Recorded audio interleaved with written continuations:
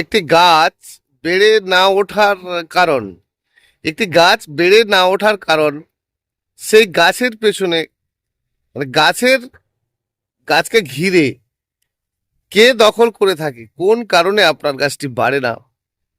তো বন্ধুরা, আজকে আরো একটি ভিডিও নিয়ে আপনাদের সামনে চলে এলাম, পুষ্পশ্রী নার্সারি কলাঘাট। আমি কমল।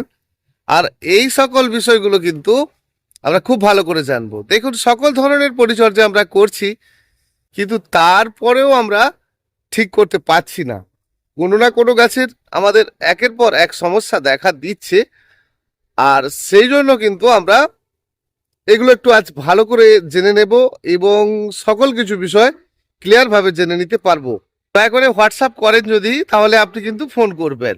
চলুন এবারে আর সময় নষ্ট নয়, বিষয়গুলো জানি। কি গাছের মতো যখন গাছে ভরা ফুল থাকে আর ফুল শেষে গাছটি জরাজীর্ণ হয়, আমরা কিন্তু সেটা সকলেই জানি যে গাছটি দুর্বল হয়। সেই জন্য আমরা গাছকে কাটিং করি, গাছের ডগা বেরোনোর পরে আবার খাদ্যও দিই। তারপরে আমাদের গাছটি আবার সুন্দর হয়ে ওঠে। আবারও নূতন নূতন ফুল কুঁড়ি আসে, গাছে ভর্তি ফুল হয়, দারুণ লাগে। তারপরে আমরা সেই ফুল থাকা অবস্থাতে কিন্তু খাদ্য দিই না। যদি তা দিই তাহলে কিন্তু ফুলটা বন্ধ হয়ে যায়।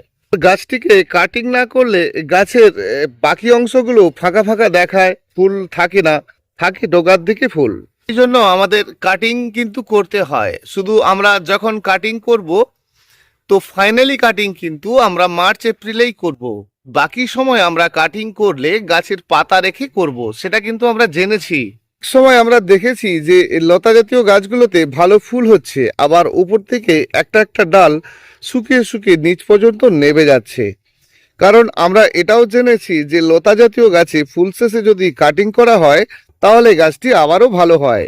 দেখেছি যে যে কোনো ফ্রুটসের গাছ বা ফ্লাওয়ার যখন দুর্বল অবস্থাতে থাকে, সে সময় গাছটিতে প্রচুর ফুলকুঁড়ি আসে। তো আমরা এই সময় কিন্তু ফুলকুঁড়ি থাকা অবস্থাতে খাদ্য দেব না, সেটাও কিন্তু জেনেছি। গাছের ক্ষেত্রে হলে ফুল থেকে ফলে পরিণত হলে আমরা খাদ্য দেব, সেটা কিন্তু জেনেছি। যদি এরকম দুর্বল অবস্থায় আপনার গাছটি থাকে, যে কোনো ফল গাছ বা ফুল গাছ, তাহলে প্রথম কাজ আমাদের করণীয় কি হবে? ছোট ছোট গাছগুলো বড় করতে আমাদের অনেক কষ্ট হয়, কিন্তু অনেক গাছই ছোটই থেকে যায় আর যেন বড় হয় না। এর কারণে যেমন আমরা দেখি যে অনেক সময় মাইট পোকার আক্রান্ত করে। সেই জন্য যদি আমরা কখনো কোনো শাক সবজি থেকে যে কোনো গাছের ছোট্ট অবস্থায় রোপণ করার পরে যদি বৃদ্ধি না হয়, তাহলে কয়েকটি কারণ থাকে। হ্যাঁ বন্ধুরা, কয়েকটি কারণ থাকে, সেই কারণগুলো আপনাকে জানতে হবে। সবসময় মনে রাখবেন, যে কোনো কীটনাশক ওষুধ যখন আপনি দেন, সেটা কিন্তু গাছের সুস্থ অবস্থা থেকে দেবেন। তাহলে কি হবে, গাছের সব সময় পাতাটা ফ্রেশ থাকবে। এটা একটা বিশেষভাবে কিন্তু বড় ভূমিকা পালন করে আপনার এই ওষুধ দেওয়াটা। তো আপনি যখন গাছে ওষুধ দেবেন, গাছের সুস্থ থাকাতে অবস্থাতে দেবেন। আর যদি এমনই হয়ে যায় যে গাছের একেবারেই বৃদ্ধিটা বন্ধ হয়ে গেছে, পাতাগুলো সব পোকা পোকা মনে হচ্ছে, তাহলে আপনার প্রথম কাজ হবে কিন্তু ওই ছোট্ট গাছেরই ছোট্ট কুশিটি ভেঙে দেওয়া। তাহলে কি হবে, নিচকার ছোট ছোট শাখা বেরিয়ে আবার গাছটি সুন্দর হতে থাকবে এবং আপনাকে কিন্তু ওষুধটি দিতে হবে। মাইট পোকার ওষুধগুলো যখন দিতে থাকি, সেটা কিন্তু দিনের আলোতে দেব। দেখুন, আপনি দিনের আলোর ওষুধ রাত্রেতে দেবেন, রাত্রের ওষুধরা দিনে দেবেন, তাহলে কাজ কি করে ভালো পাবেন? ওষুধ তো ভালো, তো যে কোনো কীটনাশক ওষুধ দিলে সেটা কিন্তু সন্ধ্যের পরে দেবেন, খুব ভালো কাজ করবে। আবার যে কোনো মাইট পোকার ওষুধ যদি আপনি দেন, সেটা খুব বিকেলে দেবেন, না হলে খুব সকালে দেবেন। বিশেষ করে রেড মাইট অর্থাৎ লাল মাকড় যদি আপনার লেগে থাকে, লিটার 1 ml করে আপনি সকালে দেবেন। আর যদি দেখেন যে মিলিবাগ মানে অর্থাৎ সাদা জড়িদা পোকায় গোটা গাছটিকে আপনার একেবারে একেবারে খারাপ করে দিচ্ছে, সেটা কিন্তু একেবারে আপনাকে রৌদ্র থাকাতে অবস্থাতেই দিতে হবে। এবং আমরা যখন কোনো ওষুধ দেব, তার সাথে যে কোনো একটি আঠা দেবেন। তো যেমন ডেনিম নামে আঠা রয়েছে, বা অন্যান্য বিভিন্ন ধরনের কিন্তু আপনি আঠা পেয়ে যাবেন, ওই দোকান থেকে বলবেন। তো গাছের ওষুধ দেওয়ার জন্য আঠা পাওয়া যায়, সেই আঠা কিন্তু আপনি একটু কম বেশি দিতেই পারেন, কোনো ক্ষতি নেই। তাহলে আমরা যে কোনো ওষুধের সাথে এই আঠাটা দিলে আমাদের কিন্তু বেশ ভালো কাজ করবে। অনেক সময় আমরা দেখি বন্ধুরা যে গাছের ডগাটি কাটিং করে দেওয়ার পরে দেখি যে অনেক সময় উপর থেকে দুটো ডগা বেরিয়েছে। সেটা ঠিক কোন সময় বেরোয় আর কোনটা করা আমাদের উচিত সেটা কিন্তু জেনে নিতে হবে। আবার অনেক সময় দেখি যে গাছের নিচ থেকেই ছোট ছোট ডাল বেরোতে শুরু হয়েছে। শুধু আমাদেরকে লক্ষ্য করতে হবে যে কোনো কলম বাঁধা গাছের নিচ থেকে যদি বেরোয় সেটা কিন্তু আপনাকে ভেঙে ফেলে দিতে হবে। তাহলে কি হবে, যে কোনো গাছই আপনার সুন্দরভাবে হতে থাকবে, কারণ নিচরটা হচ্ছে দেশীয়। গাছের ডালটি আপনাকে বলে দিতে চাইছে যে গাছটিতে একদমই ক্ষমতা নেই, কারণ আপনি সামান্য একটুখানি ডগাটি কেটে দিয়েছিলেন। আর তার ফলে কি হচ্ছে, গাছের বেশ সুন্দর সুন্দর ডগা বেরোনো শুরু হচ্ছে, কিন্তু এই যে সূক্ষ্ম সূক্ষ্ম ডালগুলোতে কিছুই খাদ্য পাচ্ছে না, কারণ আপনি যেটুকু কেটেছিলেন তার খাদ্যটুকুই ফলাফল কিন্তু এটি। তাহলে এটা আমরা যদি দেখি যে উপর ভাগের ডগা বেরোচ্ছেই না, তাহলে আমরা কিন্তু আরও কিছুটা করে কেটে ফেলে দেবো। যদি দিই তাহলে এই যে কাটা অংশর খাদ্যটাই কিন্তু বাকি অংশটা পেতে থাকবে। দেখুন, এগুলো খুব কমন জিনিস, আমরা বুঝেছি, তারপরেও কিন্তু আমাদেরকে খুব ভালো করে বুঝতে হবে। আমরা কাটিং অনেক সময় করি, একটুখানি কেটে ফেলে দিলাম, দেওয়ার পরে দেখি কি যে দুটো ডগা বেরিয়েছে। সেটা কোন ক্ষেত্রে হয়, সেটা হচ্ছে তরতাজা ডালের গাছ থাকলে, মানে অর্থাৎ গাছটি আপনার একেবারে তরতাজা থাকলে, সেক্ষেত্রে যদি আপনি ডগাটা কাটিং করেন, সেক্ষেত্রে দেখেন যে পরপর দুটি কি তিনটি ডগা বেরিয়েছে। যদি আপনি একটি দুর্বল গাছের ডগা কেটে থাকেন, অর্থাৎ একটি শুকনো মারা গাছের ডাল, আর সেই একেবারে শক্তিহীন গাছের ডাল যদি তার আপনি কুশিটি পিঞ্চ করে দেন, সেক্ষেত্রে দেখবেন যে ছোট ছোট অসংখ্য শাখা বেরিয়েছে কিন্তু বৃদ্ধি হচ্ছে না। এর কারণ এই গাছটির খাদ্যের প্রয়োজন আছে। সেই জন্য আমরা এই রকম ধরনের ডগা আরেকটু করে বড় হয়ে গেলেই খাদ্যটা দেওয়া শুরু করব। তুই নয়, যেমন খাদ্যগুলো আপনারা দেন, ভাতের মাড়, কিচেন কম্পোজের জল, এই সকলগুলো দিতে থাকুন। খৈলকে ভিজিয়ে দিন। এই খৈলকে অনেক দিন ভেজাবেন না, 3 দিন করে ভেজাবেন আর দেবেন।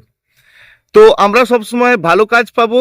আমরা খৈলটা দিলে তার সাথে অল্প পরিমাণ, মানে কেজিতে 200 গ্রাম আপনাদেরকে নাইট্রোজেন সার দিতে বলেছি, তাতে তার থেকে বেশি কিন্তু কখনোই নয়। পারলে আপনি কম দিন।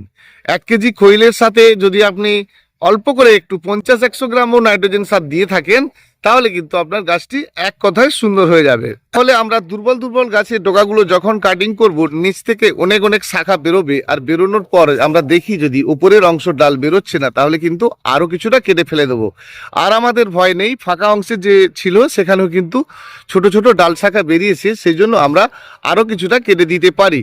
এটা আমাদের যেটা হয় যে যখন গাছের একদম পাতা থাকে না, তখন 2-1টি করে পাতা রেখে গাছের কুশিটি পিঞ্চ করে দিতে হয়। এটা ঠিকই আছে। সেজন্য আমরা প্রথম অবস্থাতে যদি গাছের পাতা না থাকে, পুরোটাই এখান থেকে কেটে ফেলে দেওয়া হতো, তাহলে গাছটি বাঁচাটাও কঠিন হয়ে যেত। কারণ গাছের নিচকার পাতা 2-1টি রেখে আপনাকে অন্যান্য সময়, অর্থাৎ মার্চ এপ্রিল যদি না হয়, ধরুন অতিরিক্ত শীত রয়েছে, অতি গরম রয়েছে, তাহলে গাছের পাতা রেখে কিন্তু আপনাকে অবশ্যই এই কুশিটি পিঞ্চ করতে হবে বা ডগাটিকে ছোট্ট করে কাটিং করতে হবে। তাহলে আমরা নিশ্চয়ই এটা বুঝলাম যে আমরা কি করতে পারি। যদি একটা দুর্বল গাছের ডাল কাটিং করি, তাহলে প্রথম অবস্থায় একটু করে ডগা কাটিং করে দিলেই তার খালি অংশগুলো ভরতে থাকবে, আর ভরে যাওয়ার পর আবারও একবার কাটিং করে দেব। তাহলে কিন্তু আমরা 2 বার কাটিং করলাম, এটা আপনারা মনে রাখুন। শক্তিশালী এবং আপনার খুব ঝাঁকড় ঝোঁকড় গাছটির আপনি কাটিং করতে চলেছেন, সেক্ষেত্রে আমরা কিন্তু বেশি করে কাটিং করতে পারি, গাছটি কিন্তু সুন্দর হয়ে যাবে। দেখুন, একদম নিচ থেকেই গাছটি ঝাঁকড়া হয়ে যাবে। প্রতিটি গাছের পরিচর্যা ঠিক আমরা এইভাবে নেব, আর তাহলে সব সময় আমাদের সকল গাছকে কিন্তু অনায়াসে ভালো করে নিতে পারবো। আমরা গাছে খাদ্য এইরকম সময়গুলো দিই যে আমাদের গাছের খারাপ অবস্থা একটু দেখলাম আর ভরপুর মাত্রায় খাদ্য দিয়ে ফেললাম, শুধুই তাই নয়, তাহলে আমরা গাছের শুধু খাদ্যের উপরেই জোর দিতে হবে না। খাদ্য আমরা তো যেমন দেব, গাছের প্রয়োজন আছে, সাথে কিন্তু অন্যান্য কাজগুলো করে নেব।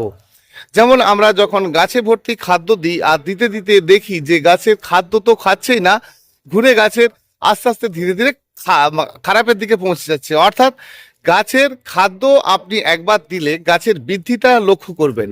যদি দেখেন যে গাছের বৃদ্ধি হচ্ছে না, তাহলে কিন্তু আপনাকে খাদ্যটা বন্ধ রাখতে হবে। অনেক সময় ফুল হয়ে যাবার পর আমরা এই শুকনো শুকনো ফুলগুলো কিন্তু ফেলে দিই না। দেখুন, এটাও কিন্তু খাদ্য ধরে রেখেছে। অর্থাৎ এগুলো যদি আপনি পরিষ্কার পরিচ্ছন্ন না করে দেন, তাহলে আপনার গাছটি কিন্তু একদম ফ্রেশ হতে পারবে না। সেজন্য আমরা এই গাছের শুকনো ফুল তো অবশ্যই ফেলবো, গাছের শুকনো পাতাও কিন্তু গাছ থেকে ফেলে দেব।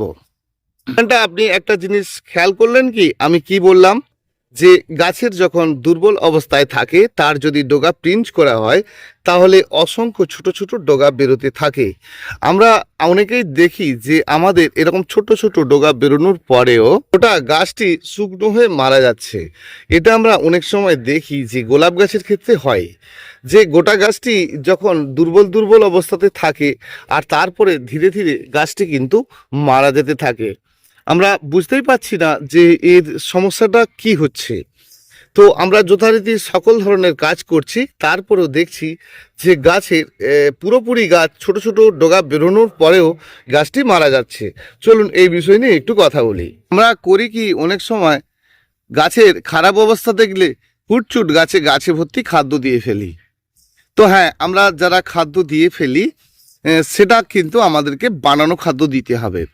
অর্থাৎ আমরা যখন খাদ্য দেব, সেই বানানো খাদ্য যদি আমরা বানিয়ে রাখি কিছুটা মাটির সাথে মেখে, যে খাদ্যগুলোই আমরা দিতে চাই না কেন সেগুলো যদি আলাদাভাবে মেখে রেখে দিই 6-7টা দিন, একটু জলের ছিটে দিয়ে তারপরে আমরা গাছে দিই, সেটা খুব ভালো কাজ করে।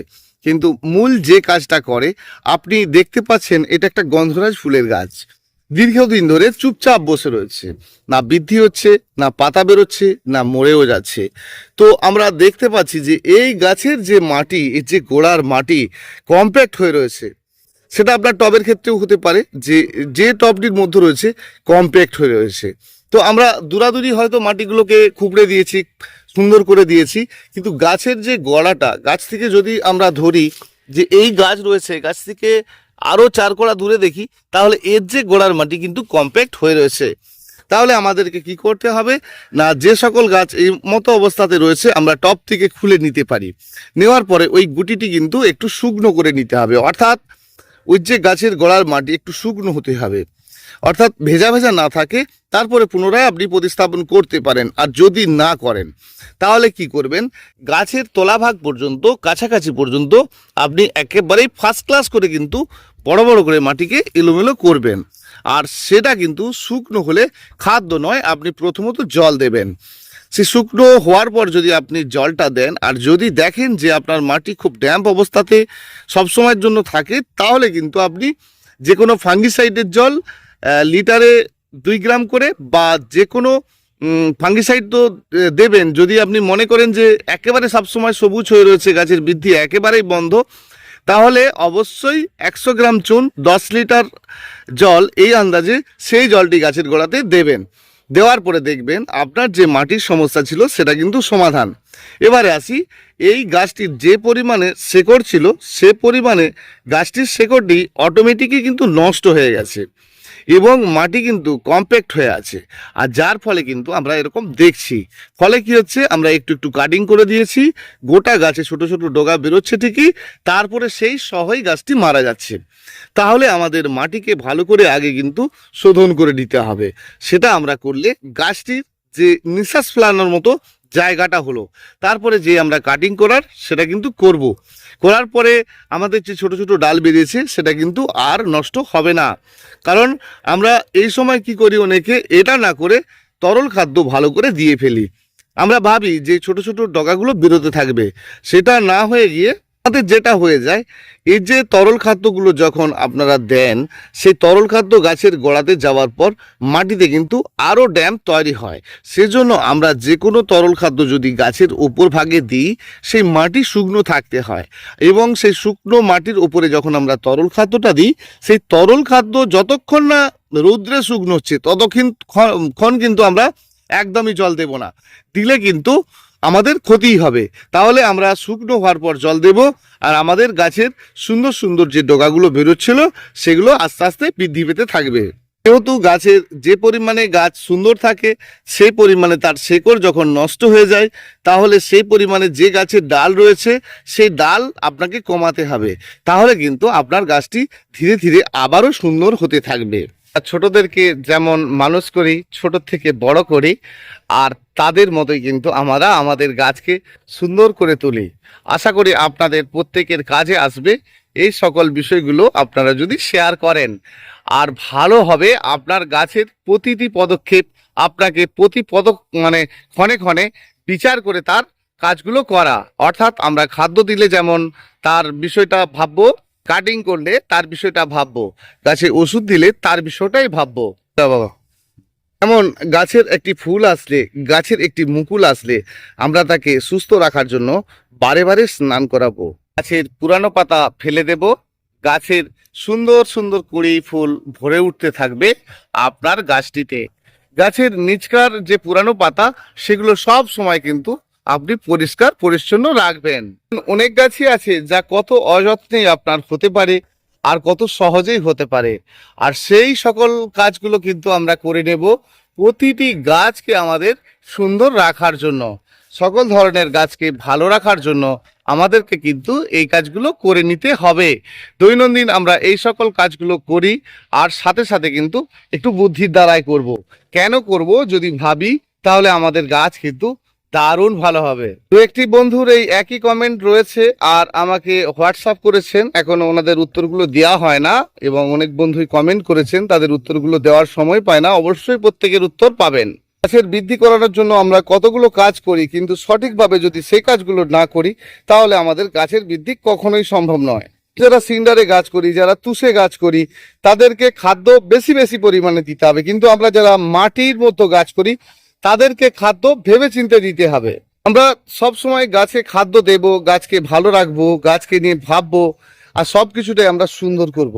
দেখুন আমাদের এই তো খৈল ভেজানো রয়েছে, আর অনেক দিন নয়, মাঝে আপনি একদিন সরিষার খৈল দিলেন, একদিন আপনি বাদাম খৈল দিলেন, ঘুরিয়ে ফিরিয়ে দিন। তো আমরা এই যে খৈলকে ভিজিয়েছি অনেক দিন কিন্তু ভিজিয়ে রাখবো না। আমরা অনেক বন্ধুই যেটা করি, অনেক দিন ধরে ভিজিয়ে রেখে ফেলি, তাহলে আমাদের কি হবে, গাছের ক্ষতি হবে না?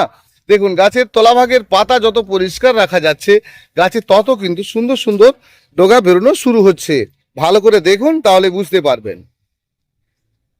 দেখুন একদম ভেতরকার পাতা পরিষ্কার পরিচ্ছন্ন রাখলে যেমন আমরা সিজন ফ্লাওয়ার খুব সুন্দর করতে পারি, 12 মাসি গাছকেও কিন্তু খুব সুন্দর রাখতে পারি। তো সেই জন্য বন্ধুরা আমরা এই সকল বিষয়গুলো একটু ভালো করে কেয়ার করব। যে ধরনের মাটি হোক না কেন, তার প্রধান ওষুধ হচ্ছে মাটিকে শুকনো করা। দেখুন শুকনো করে ফেললে সব ভালো হবে আপনার। সেজন্য আমরা সবসময় ভালো করে মাটি শুকনো করব, আর তারপরে আমরা গাছে সেই মাটি কিন্তু দিয়ে রোপণ করব। আর আমাদের অনেক দিনের পড়ে থাকা মাটি হলে সেই মাটিকে আমরা জলে পচিয়ে রাখবো, কারণ তার আগে সেই মাটিতে কোনো গাছ ছিল আর সেই গাছের শেকড়ে গাছের ক্ষতি হতে পারে। এগুলো আমরা সব জেনেছি, তবু আমাদেরকে বারে বারে স্মরণ করে নিতে হয় যে এগুলো করতে হবে, এরকম করলে ভালো হবে। গাছের পাতা পরিষ্কার পরিচ্ছন্ন রাখলে গাছের ডগা দ্রুত গতিতে বৃদ্ধি পেতে থাকে, একদম সুন্দর হতে থাকে, গাছের কাণ্ড মোটা হতে থাকে, আর সকল কিছুই আপনার ভালো হতে থাকবে। বন্ধুরা দেখা হচ্ছে পরের ভিডিওতে। আর আজকে এই কয়েকটি বিষয় আমরা শেয়ার করলাম, আশা করছি আমার বন্ধুদের কাজে আসবে অনেকটাই। আর না বুঝতে পারলে আমাকে অবশ্যই ফোন করে নেবেন 9609456194। বন্ধুরা ভীষণ ভালো থাকবেন, দেখা হচ্ছে পরের ভিডিওতে। ধন্যবাদ।